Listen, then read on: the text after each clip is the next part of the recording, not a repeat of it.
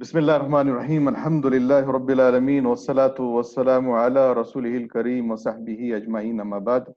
تو ایک سب سے پہلا سوال یہ ہے ڈاکٹر عبدالاحد نذیر صاحب کو، یہ شرعی کے سیکشن میں ہے کہ اکثر لوگ جو ہے اس کرونا وائرس کو عذاب کہتے ہیں، مصیبت کہتے ہیں، یعنی یہ عذاب ہے، یہ مصیبت ہے۔ تو یہ سوال یہ ہے کہ اگر یہ مصیبت ہے تو اس کی کیا حکمت ہے؟ جزاک اللہ خیرن۔ کیا یہ مصیبت اور یہ عذاب ہے، اور اگر عذاب ہے تو اس کی کیا حکمت ہے؟ دیکھیے، بنیادی چیزیں بتا رہا ہوں۔ جو بھی مصیبتیں اس روئے زمین پر واقع ہوتی ہیں عموماً یا افراد پر، تو اس کے دو اہم اسباب ہوتے ہیں، یا تو گناہوں کی وجہ سے بطور عذاب سزا۔ اللہ رب العزت ادھر متنبہ کرنا چاہتا ہے کہ آدمی باز آ جائے، بڑے عذاب سے پہلے چھوٹا عذاب، چھوٹی سزا دیتا ہے تاکہ یہ اللہ تعالیٰ کی طرف رجوع کرے۔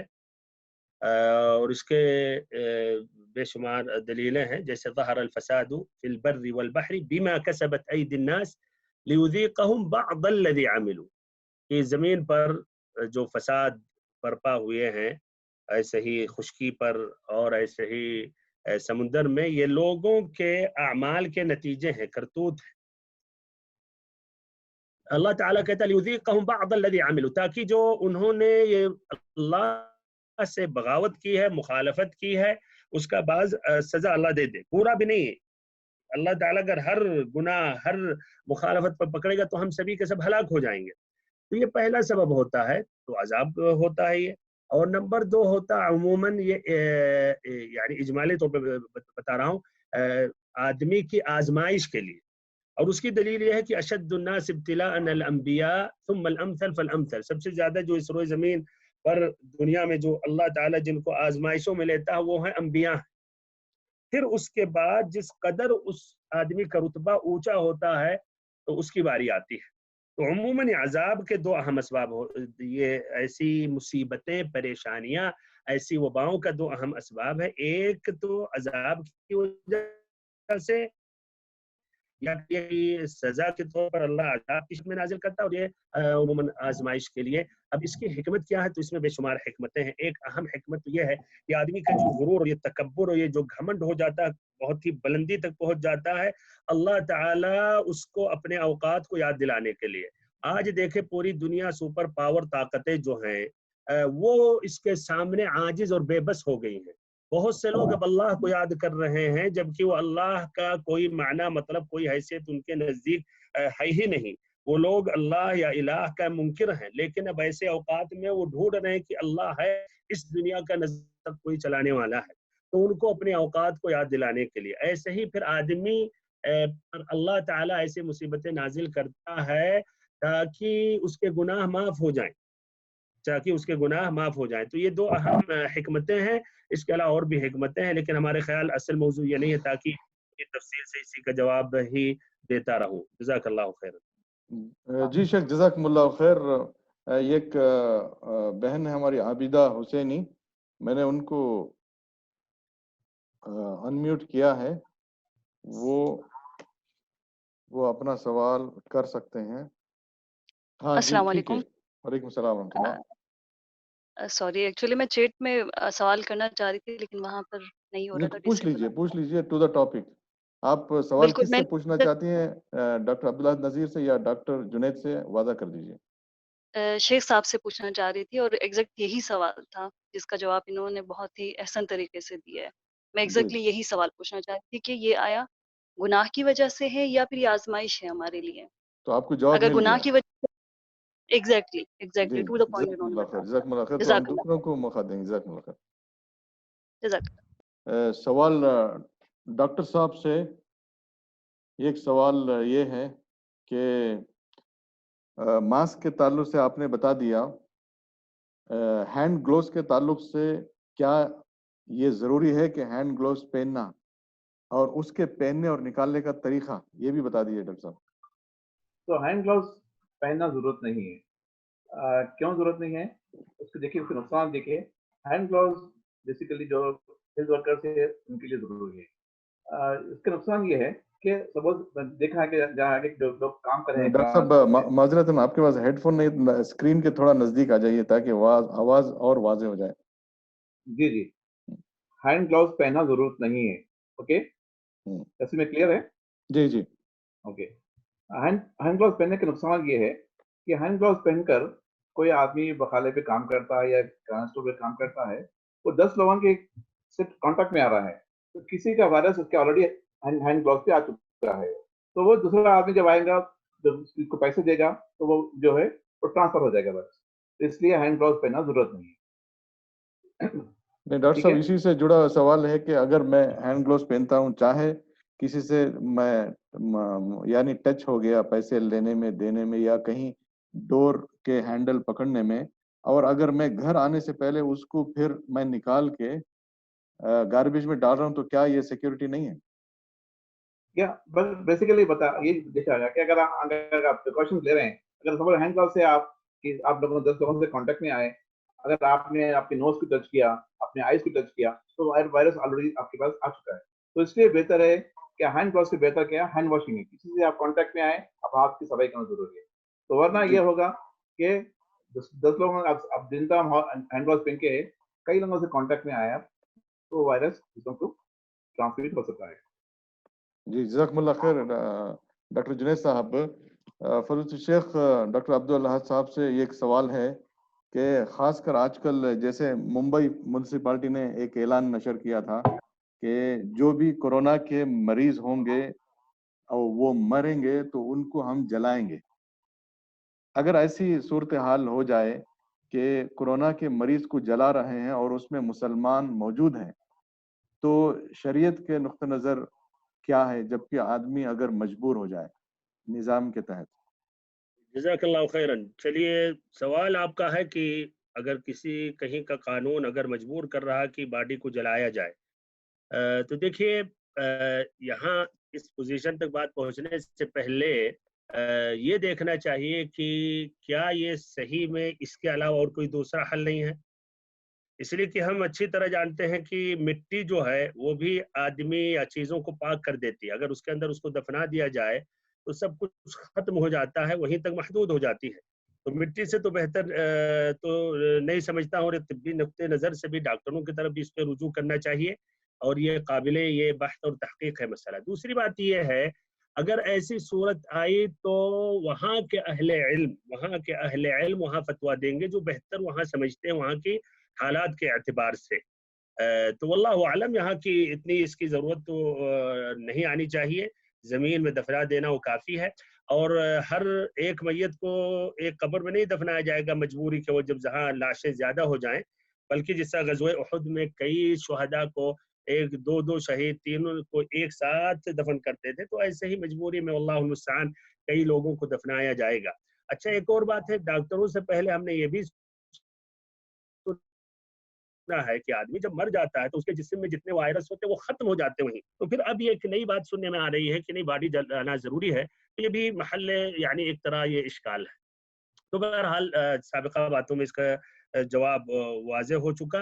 पहली बात की पूरी कोशिश होनी चाहिए कि उनको कब्र ज़मीन के अंदर दफनाया जाए, और ऐसी अगर हालत आई तो वहाँ के जो अहले इल्म है उनको आगे बढ़कर इसमें फिर फतवा उन्हें जारी करना चाहिए।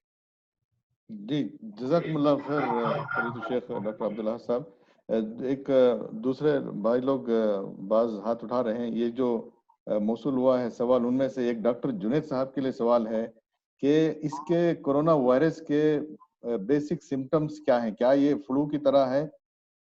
और अगर है तो फिर उसके लिए इमरजेंसी में क्या एक्शन लिया जाए? अ, जबकि इसकी यस भाई। वज़ाहत नहीं है। जी, जी।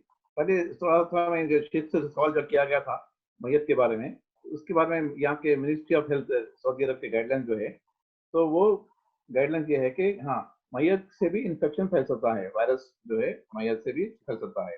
क्योंकि वायरस जो है कुछ दिन तक वायरस रहता है बॉडी के टच में, बॉडी से टिश्यूज़ में, तो मुमकिन है कि मैयत से भी वो वायरस फैल सकता है।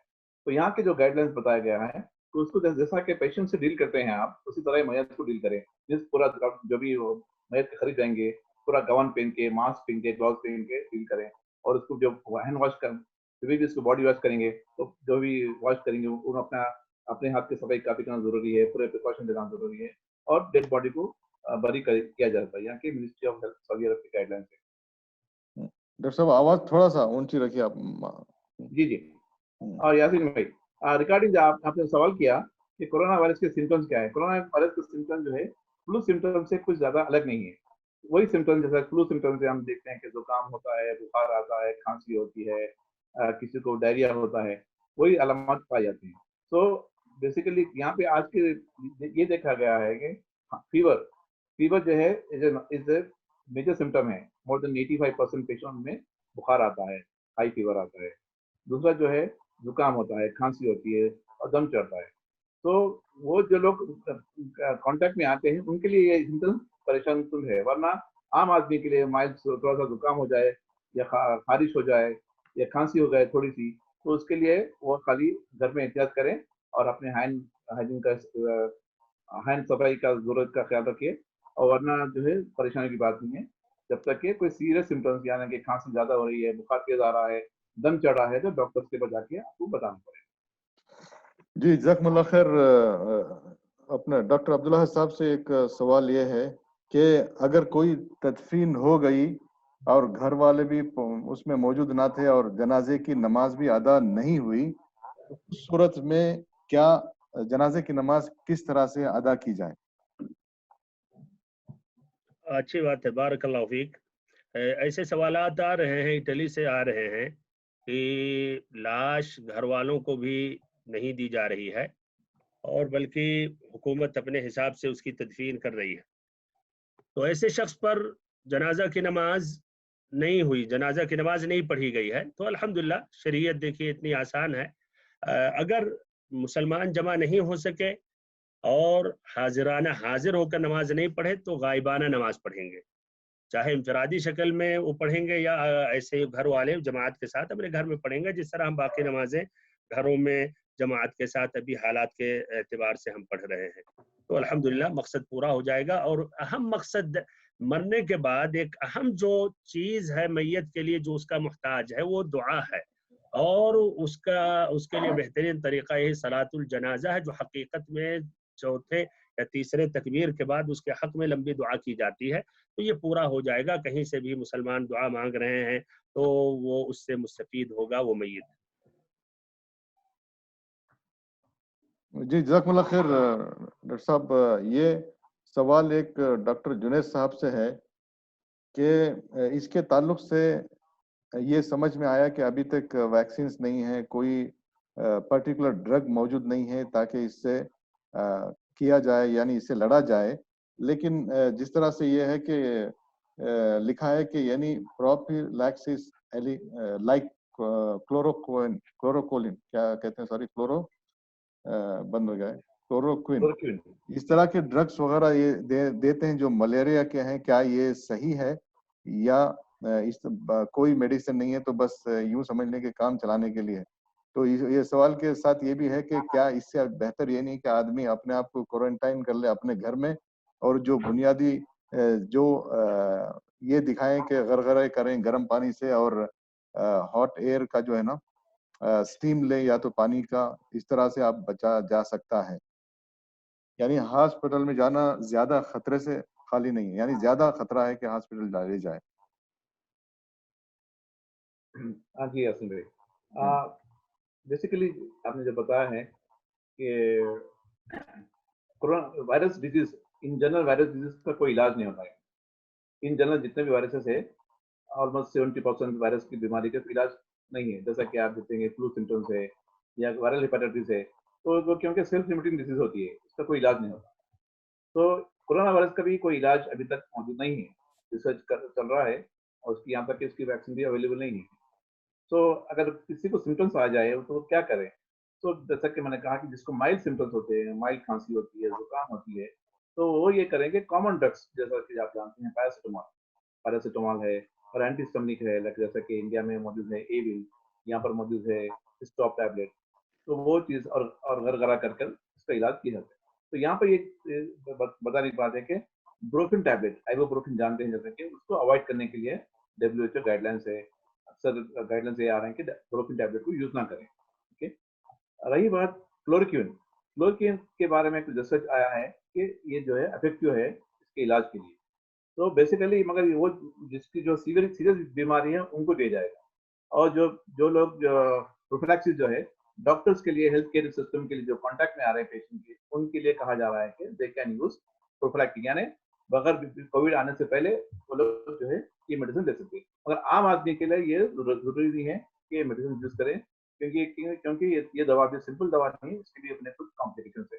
तो गवर्नमेंट की गाइडलाइंस है, हेल्थ केयर गाइडलाइंस है कि क्लोरोक्विन जो है आम आवाम की जरूरत नहीं है, हेल्थ वर्कर्स जो है दे कैन यूज, जो कोविड पेशेंट को ट्रीट कर रहे हैं। जी जज़ाकमुल्लाह खैर डॉक्टर जुनैद साहब।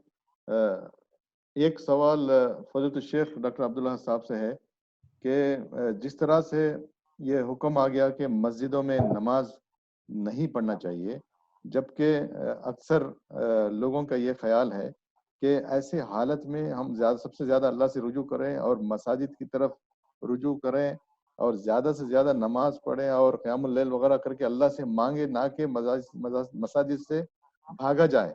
तो इस सूरत में जब हुकूमत की तरफ से ये मना हो जाता है तो इनफरादी तौर पर मेरे लिए क्या, यानी एक आम आदमी का उसके लिए क्या हुक्म है और आम तौर पर भी इसका क्या हुक्म है, क्या ये मना करना सही है? यानी आपका दो सवाल है, एक तो मना करना, जुमा और जमात से रोकना या पाबंदी लगाना, फिर ऐसी हालत में फिर आम आदमी क्या करे। तो पहले सवाल का जवाब ये है कि अल्हम्दुलिल्लाह जिन्होंने फतवा दिया ये बड़े बड़े आलम इस्लाम के मशाइख और उलमा किराम हैं। खुद यहाँ सऊदी अरब में यहाँ के जो हैयत किबार उलमा है उन्होंने गौर व फिक्र करने के बाद, हालात को मद्देनज़र रखते हुए, डॉक्टरों के साथ मीटिंग करने के बाद और इसके जो असरात हैं और बुरे जो नताइज हैं, और ख़ासतन टच होने से, मिलने से, एक दूसरे की, चाहे बीमार शख्स की सांस या उसके अगर छींक भी दे बगल वाले को भी पहुंच सकता है तेजी से, इन तमाम उमूर को मद्देनजर रखते हुए अल्हम्दुलिल्लाह शरीयत ही के नुक्ते नज़र से कई दलीलें हैं ऐसी चीज़ों के लिए, ऐसी हालात के लिए, तो उन्होंने ये फतवा जारी किया। ला शक शुरू में लोगों को ये बहुत भारी पड़ा भाइयों, और बहुत से मुअज्जिनीन हमने सुना यहाँ पहली जब उन्होंने अजान दी और अजान के बाद जब कहना पड़ा अस्सल्लू फी बुयूतिकुम या सल्लू फी रिहालिकुम, उनके आंखों से आंसू जारी हो गए। कलिमात बहुत ही भारी पड़े, बहुत ही मुश्किल से उन्होंने अपनी जबानों से ये अल्फाज को, इन जुमलों को उन्होंने पूरा किया। लेकिन बाद में जब सोचा लोगों ने और हालात जो इधर उधर देखा, इटली वगैरह में, स्पेन में, जहाँ उन्होंने शुरू में लापरवाही की, जहाँ काफी तादाद में लोग मर रहे हैं, तो सबकी समझ में आया कि अल्हम्दुलिल्लाह ये आइनुल हक और अस्सवाब था। ये ऐसी मसलहत के तहत वक्ती तौर पर रोक देने में कोई हर्ज नहीं है, और ये बड़े बड़े मशाइख का फतवा हम सभी के लिए ये काफ़ी है, और अल्हम्दुलिल्लाह सभी इससे मुतमईन है।